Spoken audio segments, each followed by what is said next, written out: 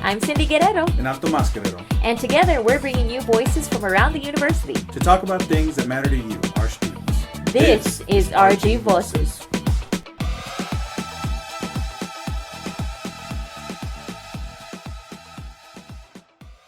Hello, people. For this next episode, we are going to talk about what we think you should take away from these classes and how it'll help in your future.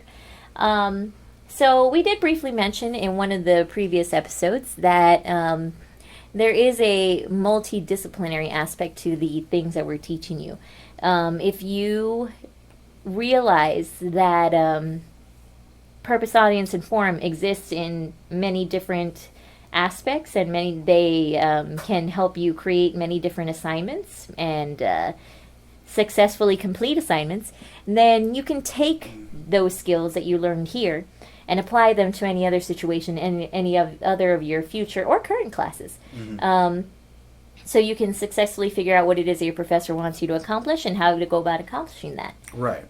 And it goes beyond just academic settings too. Mm-hmm. If you think about purpose, audience, and form in any kind of job or future career, it's going to be a lot of what you do potentially. Right. You're just constantly trying to think, what am I trying to provide for my customers, my audience, right? Mm-hmm. What should that look like for them, right? What am I trying to do for them, the purpose, right? So all of these things, can be applied in other areas. And even though we are just a rhetoric and composition course, those concepts don't start and end in our class by itself. It only exists in that bubble. This expands in all aspects of life. Right.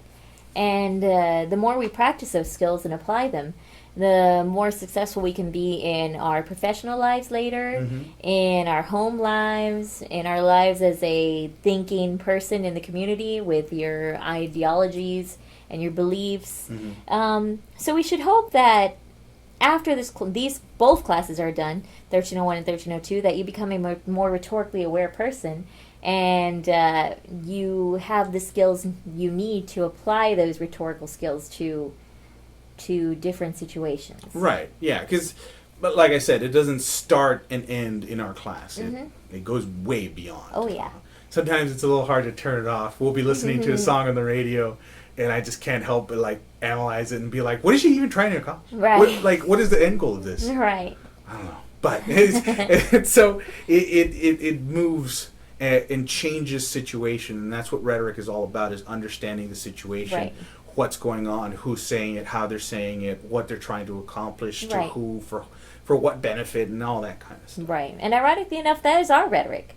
Because if you were to look at our syllabi, you would see these things called student learning outcomes. Oh, yeah. And those SLOs were put in place very specifically because we realize we try to emphasize what the meaning behind this class is to you, and emphasize it to ourselves so we can know what goals we're trying to accomplish for you, and how to go about doing that on a day-to-day basis with the activities we do in class and the projects that we do over the course of the semester. They're all there for a reason. Right. And that reason is to make you prepared for any situation that you may encounter. Right. So, in other words, we're actually trying to practice what we preach. We don't approach things with PowerPoints or hour and 15 long lectures because we know those don't work. Or at least they're not, they don't work rhetorically in our classes. Right. For our goals, we know that we should take and manipulate certain ways of learning and apply them in different ways so that we can interact with your brain to get you to be more aware of these cool things that we're talking about and how you're already heavily involved in these process. Now we're just giving them names. Right. So if you ever want to be reminded about what we want you to accomplish, take a look at those student learning outcomes, because they were tough or specific rhetorical choices, I should say. Right. And we debate about them for a long time. We still discuss them constantly, try to change them, make them more effective. What they look like in class. Right, so that you can accomplish the things that you need to become a successful, happy professional and rhetorical person, a part of your community. And it's really it's really our passion Yeah. that shines through in those student learning outcomes also, and the things that we do in class. Right. Because our passion is to help you. Right. Part of the way I understand everything, and the way I like to kind of do things, is to practice what I preach. Right. So when I approach something in class, I am actively thinking about you, my audience. Like, you are my purpose. My purpose is to teach you. Right. And what that form looks like is up to me, so that I engage you, my audience, so that you can learn whatever it is I'm trying to teach you at that particular time. Right. And then the hope is that you take these cool skills and these mental tools that you have in your mental toolbox, and you go out into the world and you just succeed like crazy. Right, right. So sometimes a couple of students may wonder why we do the class this way instead of just telling you to write an essay and then turn it in, and then write another essay and turn it in, because maybe that's what some people expect. But what I like to tell my students is I give them the metaphor of, if you teach a man, or if you give a man a fish, you feed him for a day. If you teach a man to fish, you feed him for a lifetime. I don't know if you've heard that old adage. I have now. Oh, wow. And I tell them, so if I were to give you one way to write, from my perspective, then you would have one fish. You would have a halibut. But then you go to the next class, and the professor's like, I don't want a halibut, I want a trout. So now you got to toss out your halibut and then make a trout or catch a trout. But then you go to the next class, they're like, I want a mackerel. And okay, that's where the fish metaphor starts to fail. But 'Cause you only know I those know, three like, fish. yes, basically.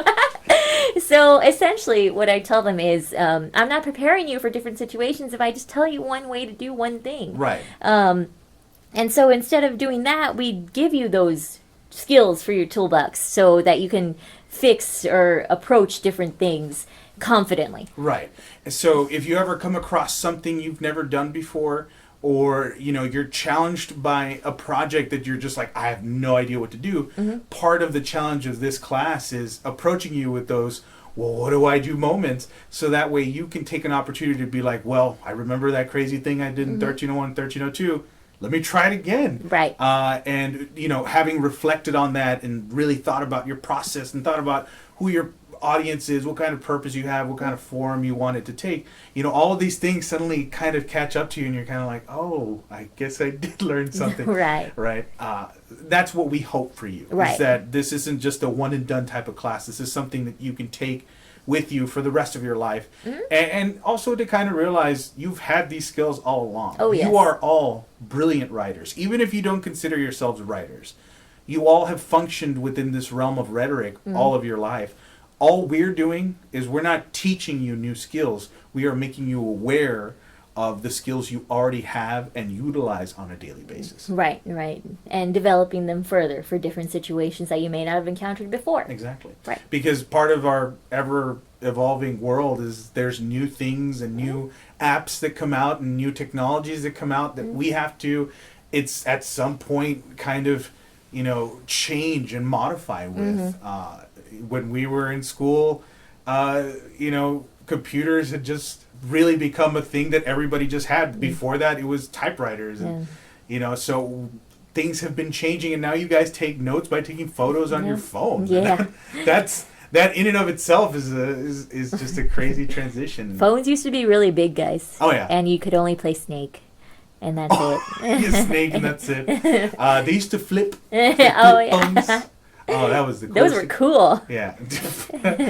Anywho, Anyway, to sum it all up. Not to give away our age. I know, right? But to sum everything up, what we want you to take away from these English 1301 and 1302 classes is the rhetorical skills that you would need to successfully complete any other sort of task, and to become an understanding, empathetic, literate,